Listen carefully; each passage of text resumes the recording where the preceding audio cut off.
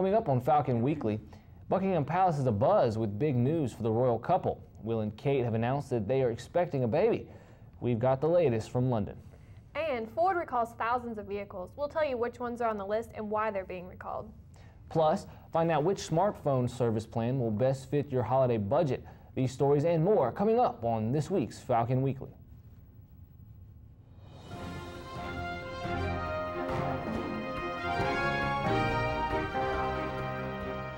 Welcome back to Falcon Weekly. I'm Sarah Leifer. And I'm Coleman Sears. Thank you so much for joining us. There's big news out of London as Buckingham Palace says the Duke and Duchess of Cambridge are expecting their first child. The palace says the pregnancy is in its very early stages, but as Emily Schmidt reports, the royal news has something many have been waiting for since the couple said, "I do." When Catherine Middleton married her prince last year, the wedding watch almost immediately prompted a baby watch. Months of magazine covers of was she pregnant proved wrong until Monday. All right, this is the kind of breaking news that we love to bring to you. There it was, breaking news after a royal palace announcement that began. Their Royal Highnesses, the Duke and Duchess of Cambridge, are very pleased to announce that the Duchess of Cambridge is expecting a baby. Not just any baby, a baby that would be third in line to the throne behind Prince Charles and Prince William. A tiny royal heir welcomed in an already big way. On behalf of everyone here in the White House, beginning with the President and the First Lady, we extend our congratulations to the Duke and Duchess of Cambridge. British Prime Minister David Cameron tweeted, "I'm delighted by the news that the Duke and Duchess of Cambridge are expecting a baby. They will make wonderful parents." Within minutes, royal baby was a top Twitter trend, even as Catherine stayed out of sight. The palace says she's in a London hospital with extreme morning sickness, expected to stay for several days. The palace says she is not yet 12 weeks pregnant, leaving a due date a question mark. One question that won't matter, boy or girl. The British law on succession has changed. Now the firstborn will be the first in line behind William, regardless of gender. A huge responsibility for the littlest heir. I'm Emily Schmidt reporting. William, who has always made privacy a priority, will now face more public fascination that will no doubt be familiar to him and his family. One of the newest users on Twitter is now Pope Benedict XVI. The Pope's Twitter account went live in 7 different languages Monday. Within a few minutes, the Pope's accounts had hundreds of thousands of followers. The Vatican says the Pope won't write his own tweets, rather he'll approve those written for him. But so far, there have been no tweets from his account. The Pope's English Twitter handle is Pontifex. A few days ago, you may have heard about a New York City police officer that bought a homeless man's shoes. The image went viral when the photo was posted on Facebook. But in recent events, the homeless man Jeffrey Hillman was spotted barefoot again. Hillman is asking what he can get out of the story. He claims he was put on YouTube without his consent, and now he wants to be compensated for becoming a viral sensation. Ford is recalling thousands of cars and SUVs. Ford is voluntarily calling back nearly 90,000 2013 Ford Escapes and Ford Fusions because of a fire hazard. The car maker says there have been reports of overheating and fires in models with the 1.6-liter EcoBoost engine. The problem doesn't affect other model years or Escapes and Fusions with different engines. Ford says it's working on a way to fix the problem. In the meantime, Ford is asking affected owners to contact a dealer as soon as possible to arrange for a loaner vehicle at no charge. As everyone knows, this weekend was huge in the chase for the National College football title. And we found some videos of fans and their reactions to the Tide's big win to send them to Miami. Football fans in Tuscaloosa went crazy Saturday night watching the SEC championship game in a local restaurant. Many fans came out to show their support for the Tide as they faced off against the number 3 Bulldogs for the SEC title. Many fans also posted videos on YouTube showing their reaction to the last few seconds ticked of the clock and would show their excitement as the Tide celebrated their 23rd SEC title and chance at a 15th national title. Joseph Antonio will have more on the Tide's SEC win and their upcoming trip to Miami later on in sports. Fraser Phrases like OMG and LOL are now common parts of the English language, and it's all because of texting. Coming out, find out what major milestone text messaging reached today. Welcome back to Falcon Weekly. Holiday sales of cell phones and tablets are expected to be at a record high this year. It's no surprise that these new technologies are at the top of everybody's Christmas list. Reporter Karen Kafa has more on how cell phone and tablet data plans are becoming more and more common on wish lists for Santa this year.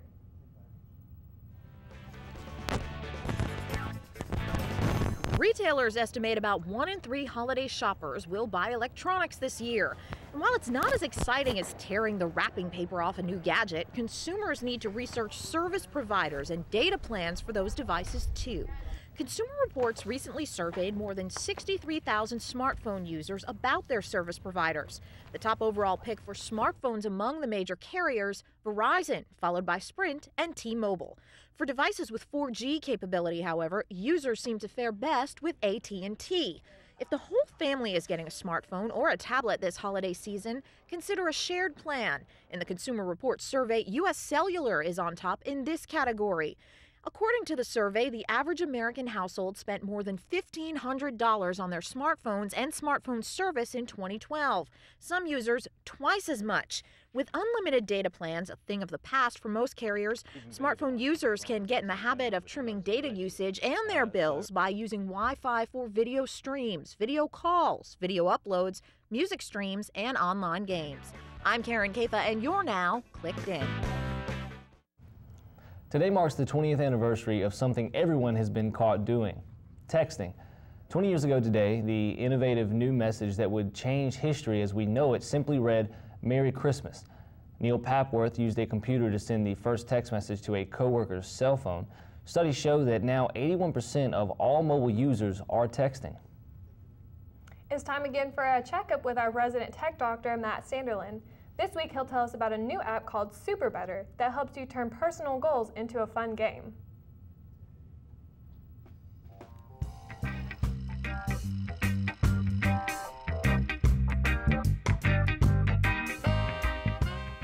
Thanks, guys. Welcome to this week's Tech Check. I'm Matt Sanderlin. This week, we're going to take a look at a free iOS app called Super Better.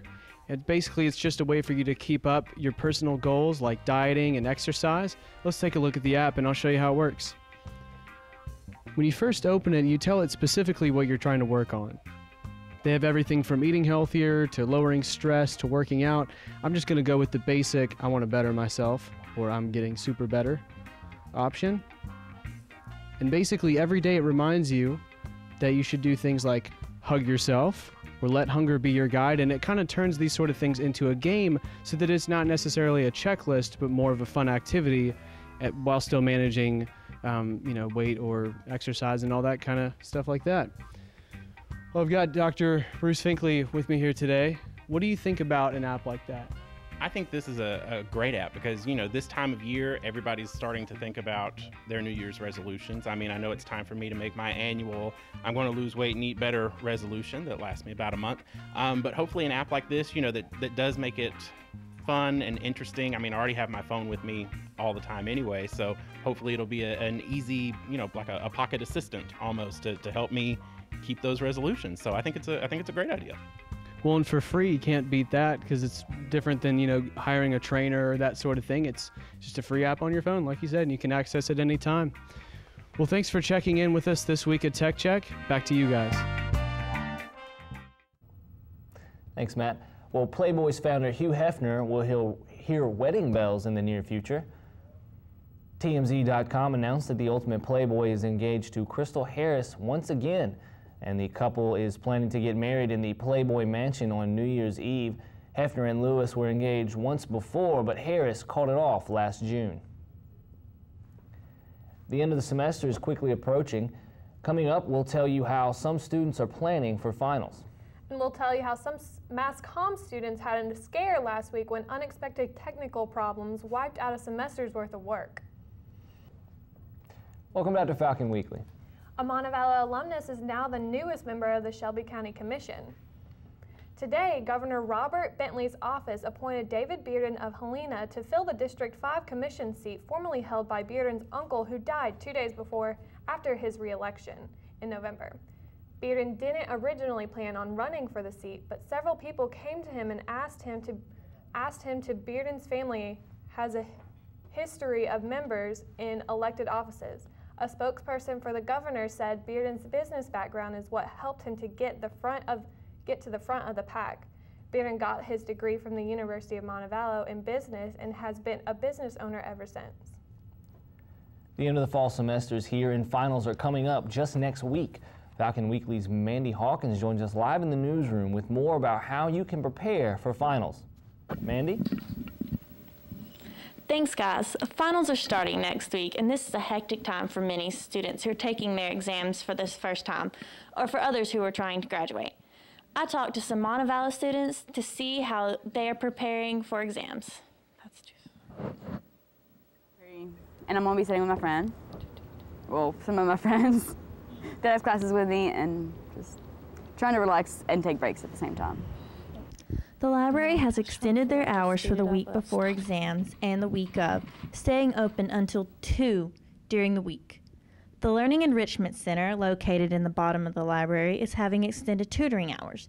The first late-night tutoring session is tomorrow night from 7 p.m. till 10 p.m. While the library and the LEC are helping students to do well during exams, some are not going to stress themselves out. I'm not really preparing. I'm just taking it day by day, finishing what I think I need to finish until it's done. Some tips to avoid stress during exam week is to avoid stressful people because stress can be contagious. Eat healthy and exercise. Say no to things that will waste your time. Force yourself to take breaks. Visualize it all going right and make sure to keep your confidence up. Back to you guys.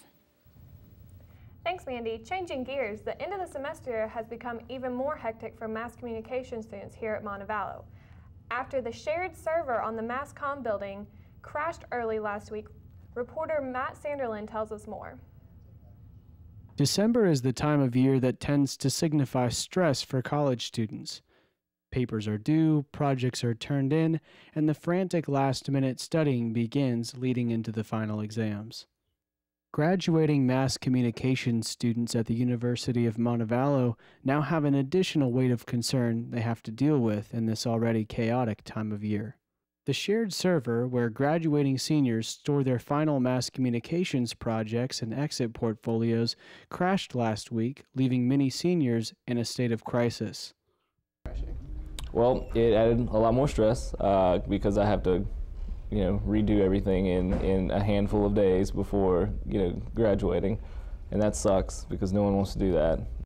Mass Communications Coordinator Dr. Jay Cofield says that although the loss of students' work on the server is grievous, the crash should actually spark change that will benefit future students concerning the safety of their work. We don't know exactly why it happened, but I guess when technology fails, it can fail pretty badly. So that's, I think, going to be our recommendation is from now on that students make backups of everything they want to keep. Graduating seniors are obviously greatly affected by the server crashing, but UM professors as well as other mass communication students also have to deal with this last-minute curveball. Well, it couldn't have happened at a worse time. 2 weeks before the end of the semester, and now all of our stuff is gone. Like, we've never done it. So it's really, really bad timing. Too bad it couldn't have, lived for a couple more weeks, made it through at least to the spring semester, and then die. With the winter holiday rapidly approaching, mass communication students now have both a tough deadline to meet as well as a light at the end of the tunnel, signifying that their hard work will soon pay off. For Falcon Weekly, I'm Matt Sanderlin. Now it's time for a look at the weather. Joanne Hanna joins us with this week's Montevallo forecast. Hi guys. It looks like we're not going to need our jackets anytime soon because for the next few days it's going to be unusually warm for the first week of December. The temperature will range from the high 60s to the mid 70s during the day and 40s and 50s in the evening. And in the nighttime it'll be between the 40s and 50s. As we take a look at the forecast over here, today the high is 74 and the low is 51. Tomorrow it's 75 and 54. Wednesday it is 68 and 42. Thursday the high is 67 and the low is 49. Friday, the high is 68 and the low is 53. Saturday, the high is 72 and the low is 54. Sunday, the high is 72 and the low is 51.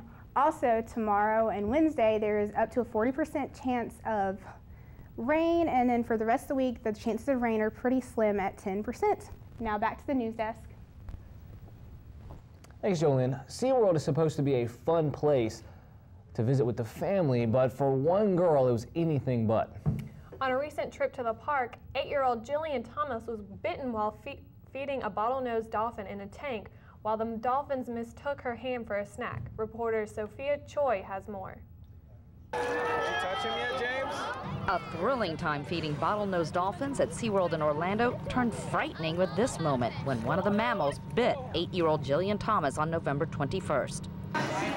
In this video shot by her father, you can see the 3 dime-sized puncture wounds on Jillian's hand. I was thinking it was gonna haul me into the water. And this is a little crazy, but I thought it was kind of gonna eat my hand off. The dolphin bit after Jillian moved a paper plate that held the fish she was feeding them. When I was done, I accidentally held it up. The dolphin jumped up and ate the carton and bit my hand. They told us to make sure the paper plate stays on the wall, but we really didn't know why. And there was no, we didn't sign a disclaimer. There was no signs on the wall that says, hey, the dolphin could bite your hand, or there is a level of risk in this attraction. Jillian's hand is now pretty much healed, but the scary event will last her lifetime and maybe longer on YouTube. Her father posted this video to warn other parents. We really felt powerless, so we thought, look, we got this video, let's make it public, and let's try to put some pressure on SeaWorld to make some changes. Jillian's parents say SeaWorld responded clumsily, not even sending over a manager. They did not tell us to look out for any signs of infection. They rinsed it with Bactine. We had to ask for Band-Aids. SeaWorld says it's taking this incident seriously and released a statement saying, quote, nothing is more important to us than the health and safety of our guests, employees, and animals. That was Sophia Choi reporting. SeaWorld says staff are always on site in the dolphin feeding area. The family says they don't plan to take legal action, but they do want the park to raise the age limit on the attraction or warn parents that the dolphins will bite. Well, sports fans, definitely had an exciting weekend. Our sports correspondent Joseph Antonio joins us live in the studio. Coming up in sports, we'll have an SEC championship and what this means for the BCS championship game. This and more next. Welcome back to Falcon Weekly. I'm Joseph Antonio, and here's a look at this week's sports. Well, folks, it is all over, and the bowl picture is officially set. However, on Saturday, there were still plenty of important football games to be played, one of which took place in Atlanta for the 2012 edition of the SEC championship game. It was truly one for the ages. Alabama and Georgia battled each other ferociously from start to finish, leaving everyone breathless by game's end. Trailing 21-10 late in the third quarter, when a block punt by Georgia resulted in a touchdown for the Dogs, the Crimson Tide turned up the heat and began to play championship ball when it mattered most. The Tide would rally for a 22-7 run behind workhorses Eddie Lacy and TJ Yeldon, who would combine for 334 yards rushing and 3 touchdowns. However, the play that was the most memorable came off the arm of Tide quarterback A.J. McCarron when he launched a 45-yard bomb to receiver Amari Cooper for the game winner. The Bulldogs would have one last try, but fell short inside the Tide 10-yard line as time ran out on them. The Tide won its 23rd Southeastern Conference title and has earned the right to play for a potential 15th national championship. Congratulations to Alabama coach Nick Saban and his players on having a terrific regular season, and best of luck come January. It's the most wonderful time of the year, and no, I'm not talking about the upcoming holiday season. What I am talking about, though, is bowl season, which begins later on this month. This bowl season, the SEC has plenty to be proud of, as 8 teams are getting a chance to extend their season an extra game. Among the most notable SEC teams getting bowl invitations, Alabama is the most prominent, as the Tide are set to play Notre Dame for the BCS National Championship, which will be held in Miami on January 7th. Florida will take on Louisville in the All-State Sugar Bowl, and Texas A&M will play Oklahoma in their own backyard at the friendly confines of the Cotton Bowl, which is held in Dallas, Texas. Other teams from the SEC going bowling are South Carolina, Georgia, Mississippi State, LSU, and Vanderbilt. Just in case you're wondering if that is a record for conference appearances. It isn't. The record was in fact set this year, but by the Big 12, as 9 of their 10 conference teams got a postseason invite. That is a percentage rate of 90%, the highest all time by a single conference. The Auburn Tigers are expected to announce their new head football coach as early as Wednesday, according to sources. Among the candidates rumored to have been interviewed for the coaching vacancy were Charlie Strong of Louisville, who has adamantly denied the reports, and Alabama defensive coordinator Kirby Smart. In campus sports news, the University of Montevallo men's basketball team suffered a heartbreaking loss at the hands of Stillman College this weekend on the road. Following a Stillman basket, the Falcons tied the game with 14 seconds left, following a free throw by senior Marvin Fitzgerald. Stillman guard Frankie Peoples scored the game winner on the ensuing possession on the opposite end of the court, dropping the Falcons' record to 3-2 with a final score of 61-59.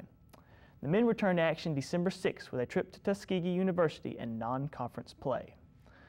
Luck seemed to be more on the side of the ladies this weekend, as the women Falcons would go on to set a new season high in scoring with an 86-48 win over visiting Stillman this Saturday.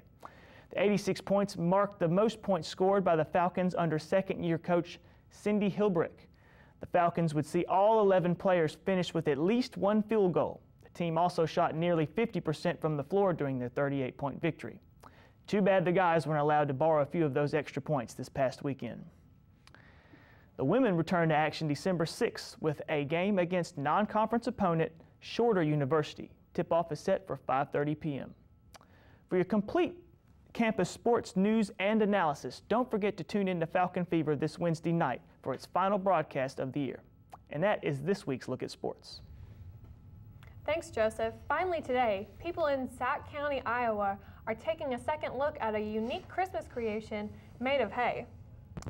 That's right, Sarah. For local farmer Mark Hosting, a few bales is more than food for his animals. The large teddy bear creation is taller than a semi-truck and weighs 6 tons. Hosting says the bear will stay up until Christmas or until his cows get hungry. Well, that's all we have for you this week. Thank you so much for joining us. I am Coleman Sears. And I'm Sarah Leifer. Be sure to tune in again next semester.